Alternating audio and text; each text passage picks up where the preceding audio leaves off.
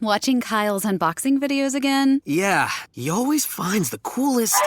No way! A robot dog? Gotta ask where he got it. Or use your Samsung Galaxy S24 Ultra. Just draw a circle around the dog on your screen, and it shows you where to buy it right in the app. Whoa, I just learned a new trick. And that for once, I beat Kyle to the next big thing. Circle it, find it with the new Galaxy S24 Ultra and circle the search with Google. Get yours now at Samsung.com. Internet connection required. Results may vary based on visuals.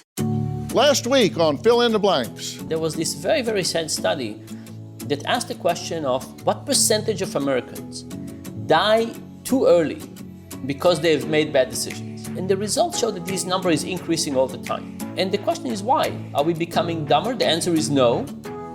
What is happening is that the environment is becoming better at tempting us. Think about donuts. Donuts are really getting better. And what I mean by getting better is not that they're getting healthier, they're getting more tempting. Right. Facebook is becoming better. Our phones are becoming better at tempting us. Cigarettes, texting while driving. The economy around us is an economy of temptation. And we fail a lot. Welcome back to part 2 of What Controls Your Decisions May Shock You. We did a study after the 2007-2008 crisis, and we reminded people about that crisis. And just reminding them about that crisis made them feel more entitled. Right? Bankers took from me, I can take from somebody else. So if you think that the term adversarial is good, if you think that you are against an evil entity, right, then it's much, much easier for you to justify this. If you think that everybody is behaving this way, I don't know if you've been on online dating sites. Yes, we deal with them all the time on the show because of the catfish and the different stealing of identities, and we've dealt with these a lot. Yeah. So the moment people are lying about their age and weight and height and all kinds of things, it becomes the standard, and people don't feel they're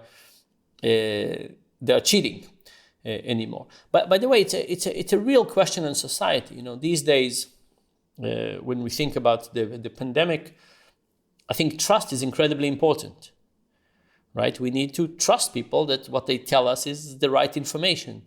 Right. And when we start playing with the truth, and when we start feeling that the entities that are around us are adversarial and don't have our best interest in mind, that really shakes some of the basic fabric of positive collective action.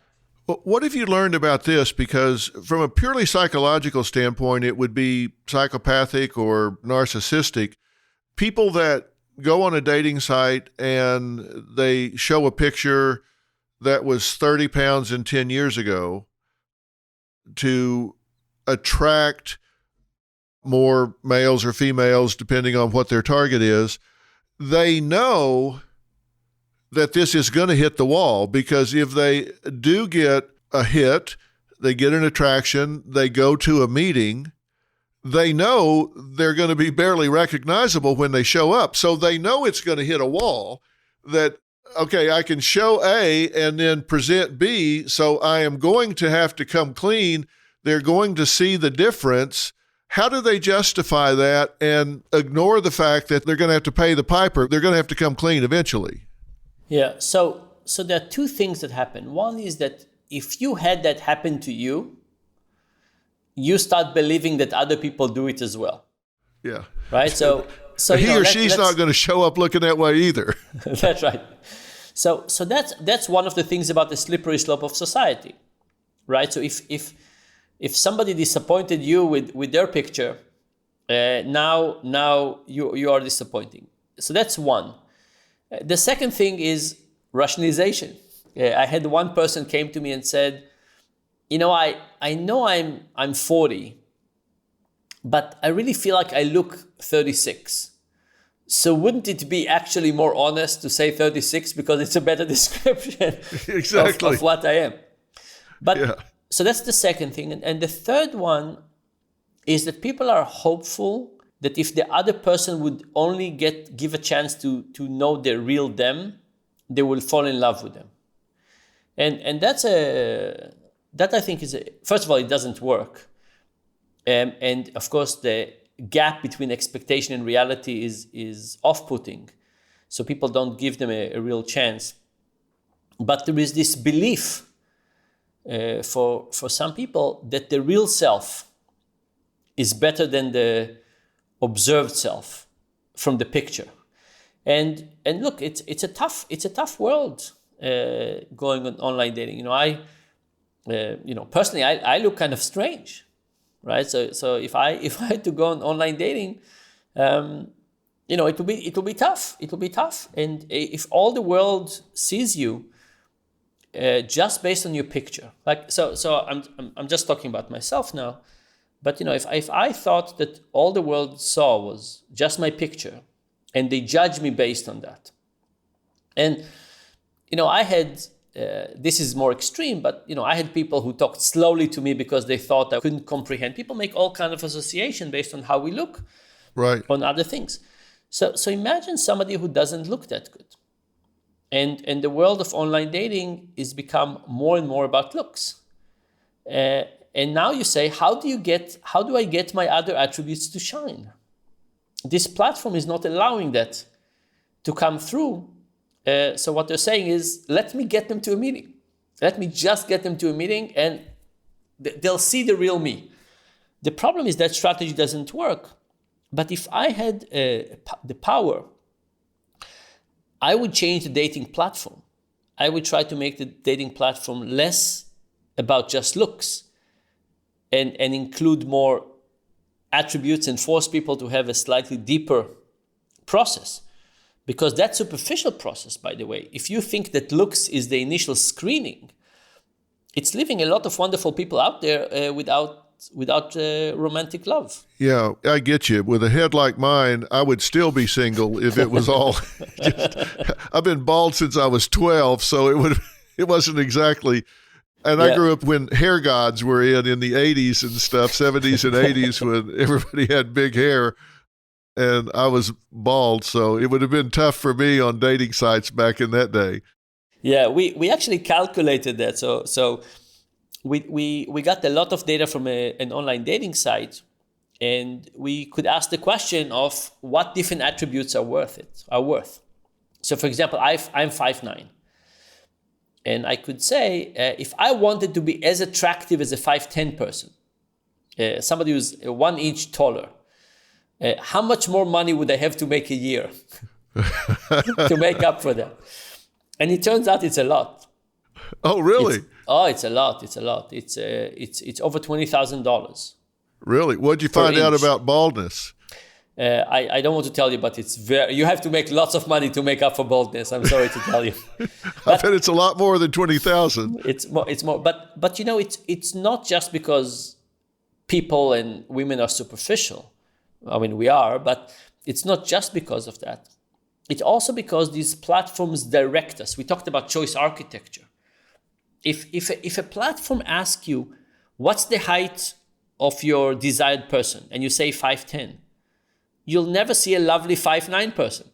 If you say, I don't want to see bald people, you'll never see somebody who's lovely and bald. So the technology is actually redirecting our choices in ways that are not always easy for us to understand and understand the consequences of that. So once we understand that, we need to redesign platforms in a better way. Yeah, and again, that's how people don't understand that they can default themselves out of choices, opportunities, where they might miss good experiences, good people, good opportunities by structuring themselves out. They might miss me because I'm bald, but they would also miss Dwayne Johnson, The Rock. He's bald too. And they say, oh my God, here's one of the most handsome movie stars in the world, because they have something prefixed in their mind that motivates them. I'm Katie Maloney, I'm 37, a divorcee, and I'm out here falling in love every day with myself. And I'm Dana Cathan, 33, former needy mess, and delusional Leo, but I've never been happier. Never been happier. You know that. Good. The foundation of this podcast is for people who want to live their life unapologetically. It's a safe space for anyone who's going through a transition in their life or just dealing with the regular bullshit. It's a religion. We're not saying that we're looking to start a coven, but that might be why we started this podcast. But we're not saying that. Join our cult. Community. The coven. Religion. Okay, let's just stick with community. Listen to the podcast. Listen to the podcast. Let's talk about motivation for a second, because that's the thing that really intrigued me about your work to start with. And I'll give you the very short version of this. But when I was 12 years old, I played on a football team that had great equipment, and we played a Salvation Army team that had nothing. They had no equipment, no football shoes. They had to play in blue jeans. And we played a scrimmage game with us, and they beat us like a drum. I remember getting in the car and saying to my dad, "What the hell happened?" And this was in the 7th or 8th grade, and he looked at me and he said, "Well, boy, you just got your ass handed to you on a platter." And I said, "Dad, I was looking for a little more deep insight than that." And he said, "Those boys were hungry. They were hungry." And I was envious of those kids who had nothing. I said, I want inside what they have. I want that drive. If they can do so much with so little, what should I be able to do with so much at the time? Now, a few years later, I was homeless, but at that point, I actually had a home and football gear, and I was doing fairly well. But my dad was an alcoholic, and things went to hell. But at that point, I thought, those kids who have so little have so much drive. I was actually envious of them. And I fastly learned that it's passion and not money that drives people. And your research has shown that getting people to be more productive really isn't about more money. Am I oversimplifying that? It's both yes and no. It's absolutely right. We find lots of things. It's worth a long discussion about motivation, because motivation is so mysterious. There's so many things that motivate us. We get motivated by helping others and writing books and running marathons and climbing mountains and inventing new things and helping other people. Motivation is really kind of mysterious and magical. And money is one of those things, and money ends up being really curious. Sometimes it motivates us, sometimes it demotivates us. In the example we gave before, that you coming to my house for dinner and giving me $40, that would demotivate me to invite you in a second time. So, there's lots to say, but I would say the following. We did a study on about 1,400 companies during COVID. And we asked the question of what were the things that got companies to really get the most out of their employees. And we looked at the stock market return of these companies. So we asked lots of companies questions, their employees, and then we looked at what was the stock market return. And the number one thing was feeling appreciated. And if you think about a person working, and you say, to what extent that this person cares, it needs to be reciprocal. We want people to care. We want the workplace to say, we care too, and thank you so much. And it turns out that appreciation was always important, even before COVID. But during COVID, when people are working from home, it's extra important. Why? Because people are away and they have to, it's tougher to work from home than from the office. And we have to overcome all kinds of obstacles. So things like understanding that the company wants your long-term best interest, feeling appreciated, having your voice heard, all of those things end up being incredibly important. Yeah, we've got 85% of our staff working from home now. And they have lots of Zoom meetings where they see each other on screen and all. But the interaction that they have, the non-work related interactions, they'll work, they're planning a show, they're doing research, they're discussing guests, etc. But then that 15-minute break or that 10 minutes an hour where they go off task and ask about each other's kids, or they look at each other's pictures or what they wore that day, or they tell stories, or they walk down to the corner to get a cup of coffee. It's that social bonding time that is really, really missing, and they miss it. I see you every day, but I miss being with you. It's that human contact and connection and warmth. Our kids not being in school, I think that the competitiveness that's dropped out, the togetherness, I think all of that is creating a huge developmental gap with the kids that I'm very worried about that. They're not motivated. There's a whole range of topics here because you're absolutely right. We are inherently social animals, and we're missing a lot, and some of the things we miss we don't even understand. I'll give you one example. It turns out that when you meet people and you shake their hand, almost everybody, after shaking a new person's hand, moves their hand and smells it. Now, not directly, not immediately, but in the next few minutes. You probably have never noticed that you do that.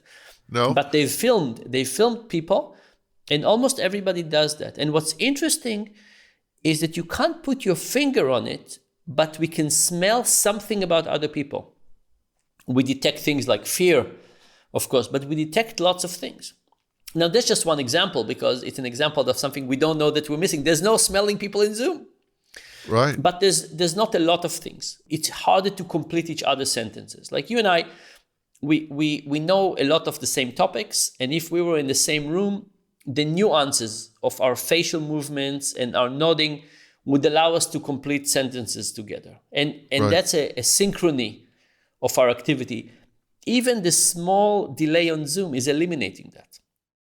Yes. So we're missing a ton of collaborative social cues.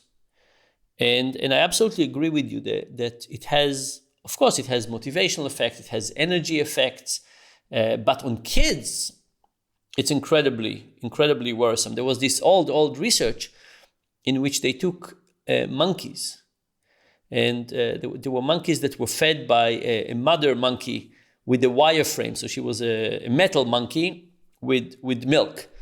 And then there were other ones that had fur.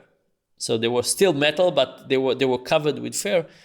And the monkeys that were fed by the metal monkey mother basically became psychopaths.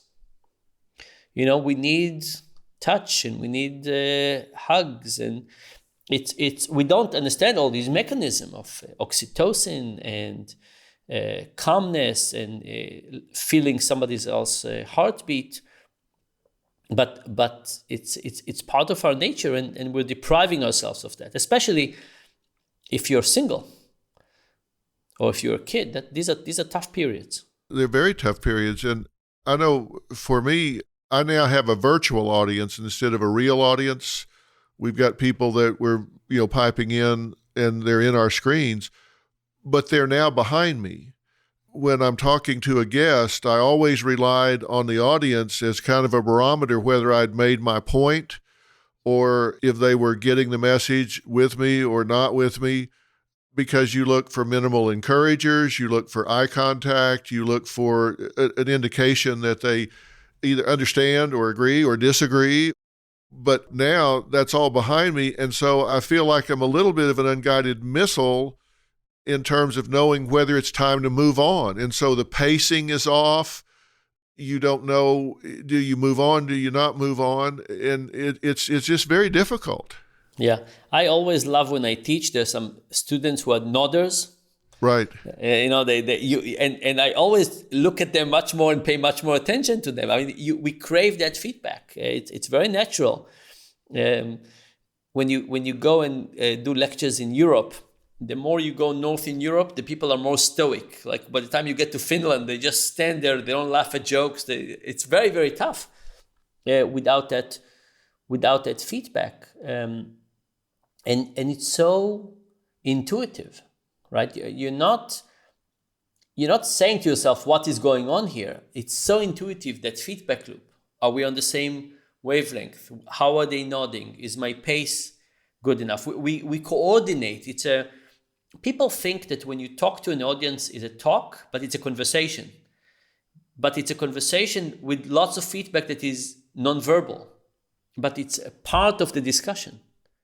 When you're talking about COVID-19 right now and getting people to function in this kind of social distance, in some circumstances, lockdown society, wearing masks, etc., what are the biggest challenges that you're having to manage right now? For me, it's loneliness, depression, and this feeling of being disengaged from their jobs and the world in general. What are you seeing? Yeah, so I see a lot of the same things, and a lot of it is like what level of abstraction and detail you want to give it.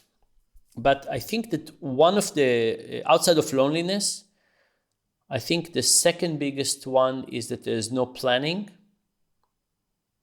And the third is lack of control. So, control is so important for resilience. Even if you think about pain that you inflict on yourself, like by running or doing something, there's almost no problem dealing with that. Pain that comes from the outside that we don't know how to predict is very, very different. And COVID has created lots of lack of control. Like, it's kind of crazy. We don't decide if we can leave home or not, if our kids will go to school or not, if our job will be open or not. So many things are out of our control. Can we travel? Can't we travel? What will they decide? And because of that, and let's say your kid's school every day they do some testing. Sometimes they open, sometimes they close. It's so much is out of our control. So trying to gain some control, I think, is a really important exercise for these days. Now, what can we control?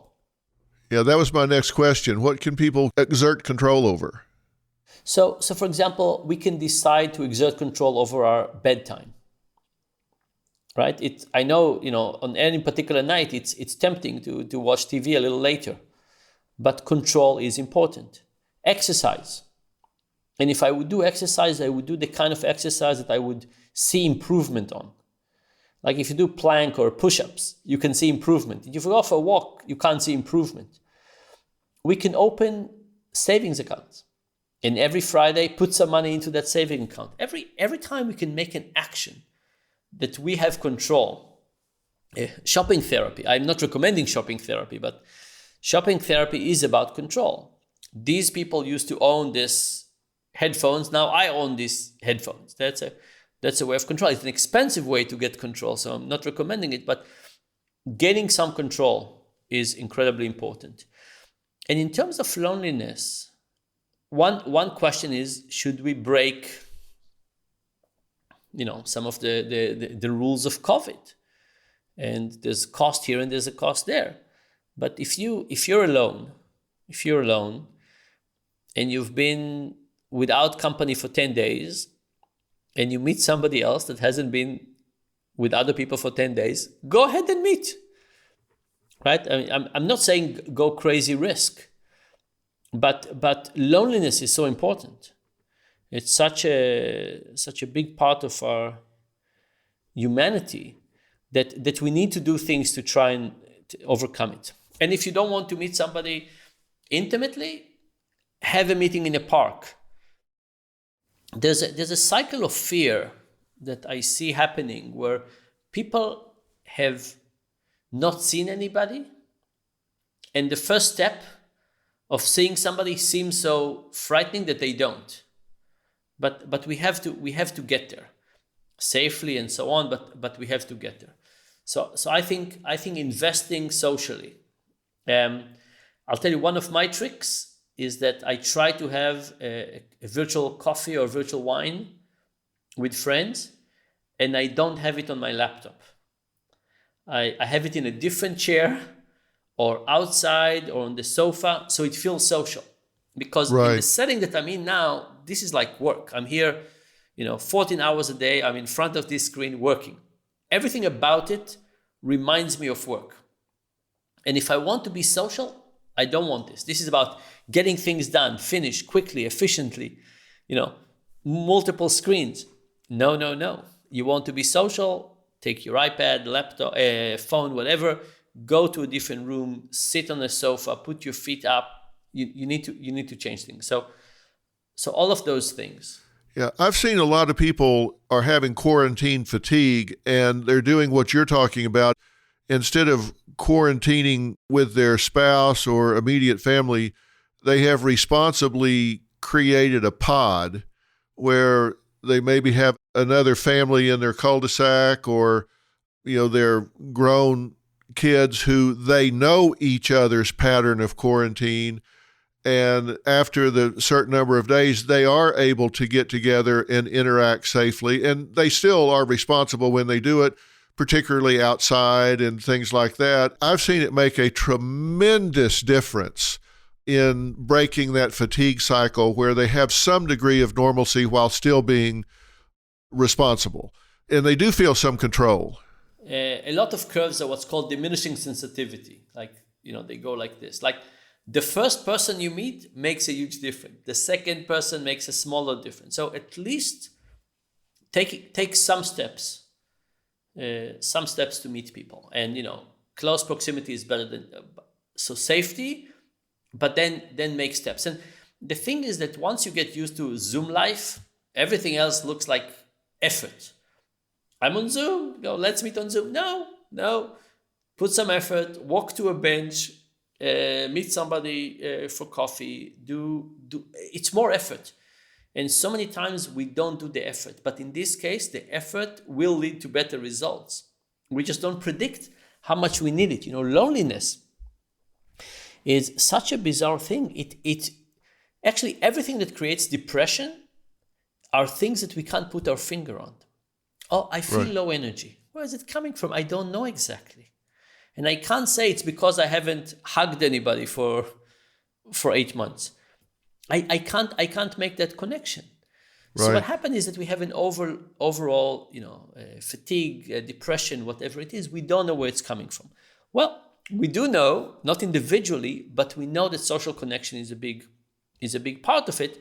But our intuition doesn't tell us. We don't say, I'm feeling a little sluggish and slow. It must be that I'm missing some social connection. No, we don't know where it's coming from. But in end, it says, I don't know where it's coming from, but I feel a little sluggish. I don't feel like putting an effort and going and meeting somebody. But that's exactly what we need to do. That's why I've always thought about depression as being an auto-exacerbating disease, because it's like as you become depressed, you're more lethargic. And as you're more lethargic, you have psychomotor retardation. And it's kind of like you're not going to get a hit if you're not swinging. So the fewer swings you take, the fewer chances you have for getting reinforcement. And the less reinforcement you get, the fewer swings you take. And the fewer swings you take, the even less reinforcement you get. So it's like you're circling the drain in ever concentric circles, and your world gets smaller and smaller and smaller. And I think COVID is really exacerbating that for people that are prone to depression, even if it's an endogenous depression, even if it's chemically based. This is like the perfect storm. If you've got somebody that is prone to depression, now we're stripping away all of their opportunity to have something that can break the cycle of depression by getting them excited or getting them passionate. This is the perfect storm for those people, which is why we're seeing such a spike in loneliness, depression, suicide attempts, anxiety, all of these things. We've got to get out of this quarantine at some point and get back to the world. Yeah. And it's what's very, very tough is that we see the immediate results of COVID. We see people who are sick. We see the people who are dying. The long-term consequences on mental illness, we're just starting to estimating them. So we're focusing on preventing the infection rates, but the cost of that by quarantine, for example, we don't understand. So we're paying financially and we're playing with depression, but we don't know how much we're really paying for this. No, and it's going to be years, maybe decades, for the full price of this to land. Certainly with first, second, and third grade children that are falling behind developmentally, this isn't going to come to full fruition for many years to come when they're less competitive with their peer group that didn't suffer that during those formative years. They're going to be less competitive in the job market. You know, there's some research that suggests because they're less competitive, they're going to take higher risk jobs, which means lesser health benefits. So they're less likely to get good health coverage, which years of life are going to be lost later on. I mean, the cost of this is not going to be felt for many, many years to come. And right now it's invisible, so nobody's talking about it. When I talk about it, it falls on deaf ears because it's like, we can't see it. Show me an x-ray. Can't see it broken right now, so let's talk about something else. Yeah, so we don't see it and we don't estimate it correctly. And it's tough to estimate it correctly. I'll tell you one, we're kind of mentioning a lot of depressing thing. I'll tell you something positive on education. Good. So when COVID started, I did lots of studies on the education system and seeing what works and what doesn't work. And mostly it's terrible. But I saw a few spots of light. And the thing that I found that was so inspiring were that for the first time, there were kids that studied whatever they wanted. So when you had the combination of a principal, teacher, parent, and kid that knew what they wanted to study, they soared. So there was a kid who loved boats. Who knows why? But the kid loved boats. And they studied world history through boats. Great! There were kids who studied Python and the history of chess. And the thing I saw kids who, the moment they had autonomy, and they could decide, and school, we have to admit, it's like, it's a regulated system and we tell them what to study and the odds are they're not interested. But when you are with them in a school, the teacher can force them to study something they're not interested in. Sit straight, right. Read your book, put your phone away. When they're home and they're on Zoom, they can turn you off. So all of a sudden, we need to get kids to have intrinsic motivation. So one thing is we see some of those kids that are really just amazing, doing amazing stuff, but I'm also hoping that this will be a wake-up call for the education system to start saying, I don't really care which part of history the kids learn. I want them to learn history, let them pick.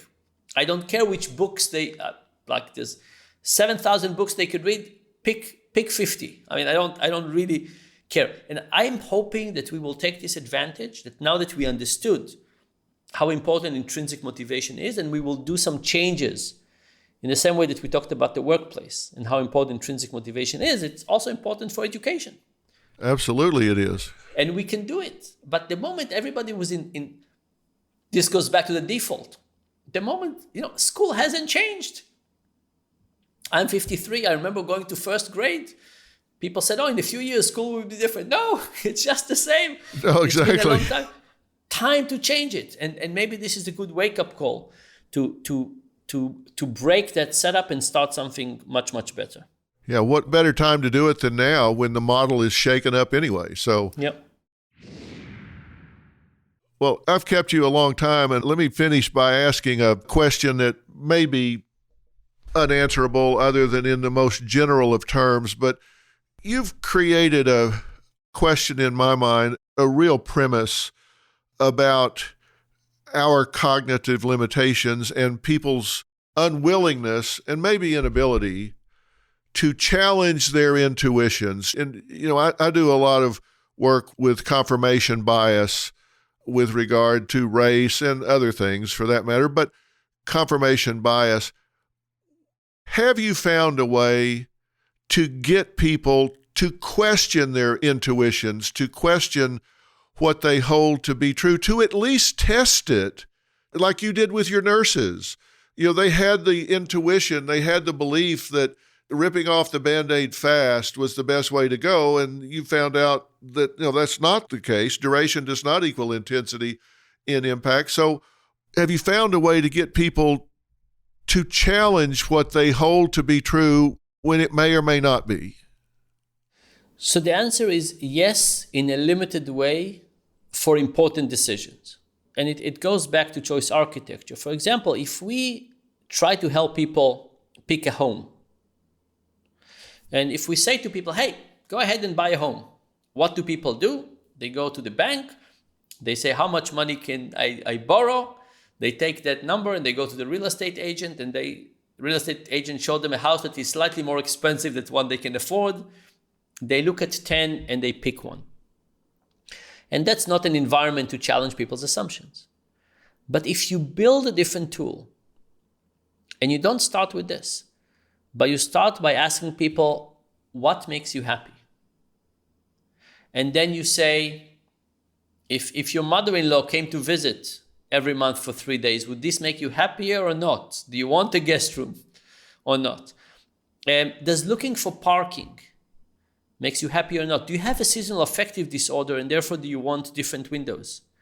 Have you lived in a place where you could go in a walking distance to a supermarket? So anyway, the point is, I can tell you more about this, but the point is that if you don't design the interface differently, you're not going to get a different result. But I think the trick for us, for the people who are trying to design society in a better way, is to design decision aids that will do exactly that, right? And if you ask people explicitly to consider what makes them happy, then after considering it and giving it an answer, they are going down a garden path that takes these things into account. You know, it's funny, in 1969, I was 19 years old, and I was speaking to a real estate convention about sales, and I asked people what they used as an assumption in approaching people about buying a house. And they said, well, women want to see kitchen and bedrooms. And we asked, what do men want to see? They said, well, they want to see garage and backyard. And then we asked the buyers, and it was all over the chart. So I remember we used overhead projectors in with grease pens, and I had a chart I laid down that said, if you're going to sell Bill what Bill buys, you better see things through Bill's eyes.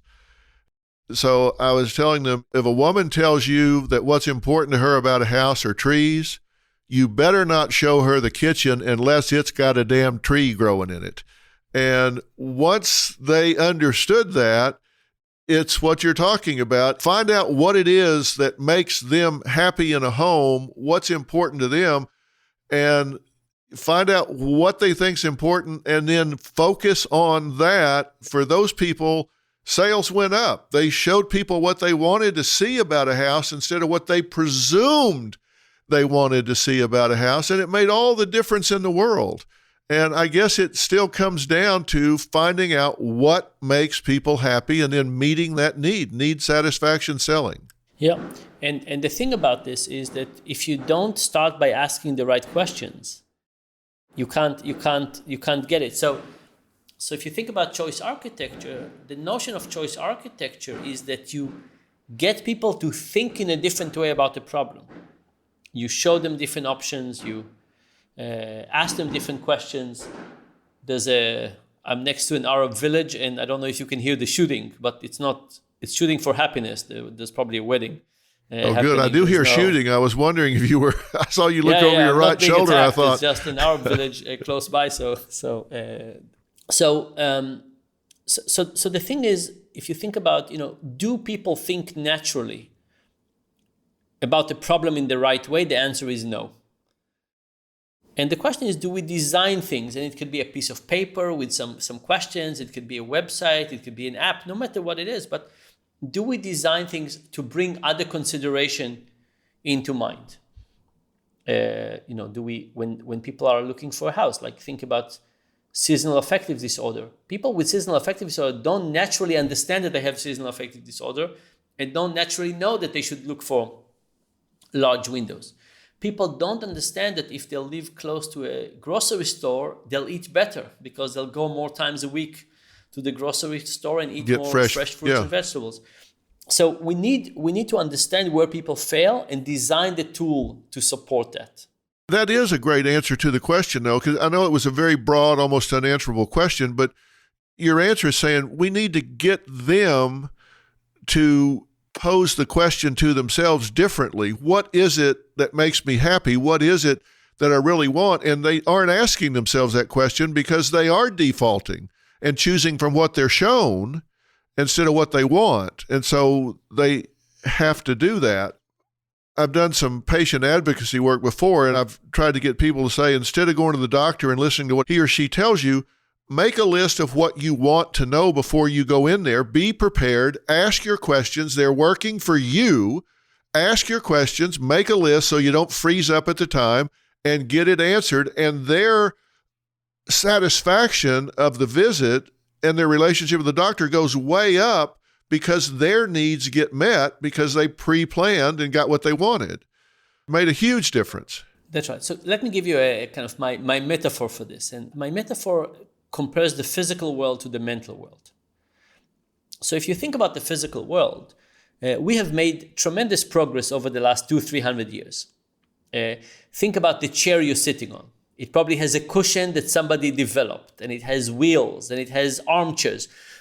Somebody has taken our imperfection of our physical body and created a technology around it to make it easier for us to sit for a long time. We've built planes, we've built cars, we built heaters, coolers. I mean, just amazing, right? Superman doesn't need any of those. We need. What about the mind? When it comes to the mind, we often assume that people are Superman of the mind, that we can do anything. Like, you don't go to somebody and say, be cold resistant. No, we build heaters. And the same thing is what we need for the mind. We can't assume that people are perfect.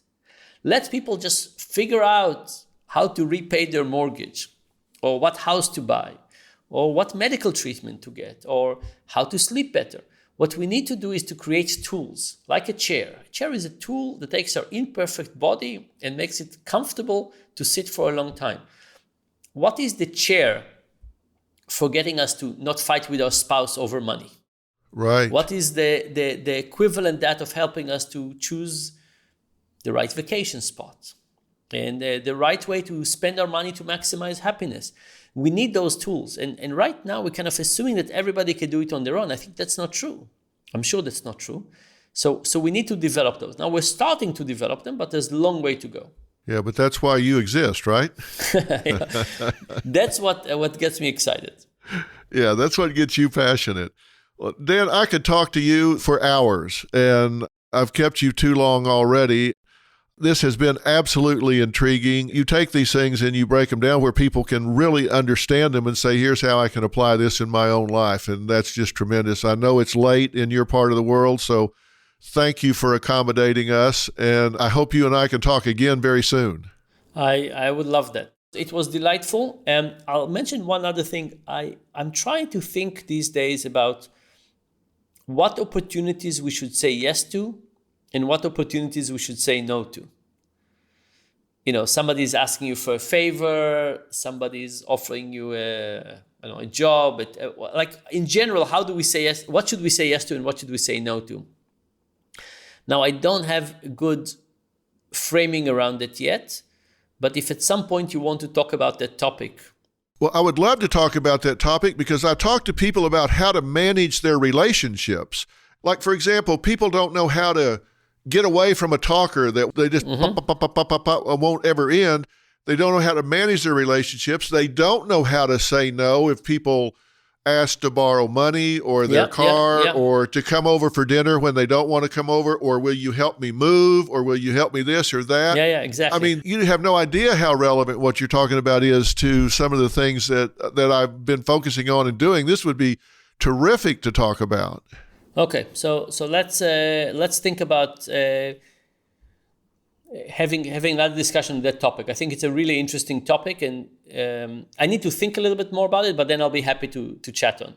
Yeah, let's do, because I think that in managing people's lives that way, and that comes down to managing their time, I do think people don't realize the personal power they have to say no. And then they pass up opportunities that they should say yes to. And it comes down to, again, like what makes you happy and what doesn't make you happy. And I'm astounded that you brought that up because that's really intriguing and something that I get asked a lot about by our viewers when I say, what is it you want us to talk about? What do you want us to do shows about? it's those kind of things. And it starts all the way from family to extended family and in-laws to people at work and across the board. So this is very, very relevant. Love to talk about it some way. We can talk about it on the side, and then we can figure out some way to explore it together. That'd be great. That would be great. Very good. All right. Well, Okay. listen, have a nice evening, and we'll talk very soon. Very good. Looking forward to it. Thank Bye you, for Dan. now.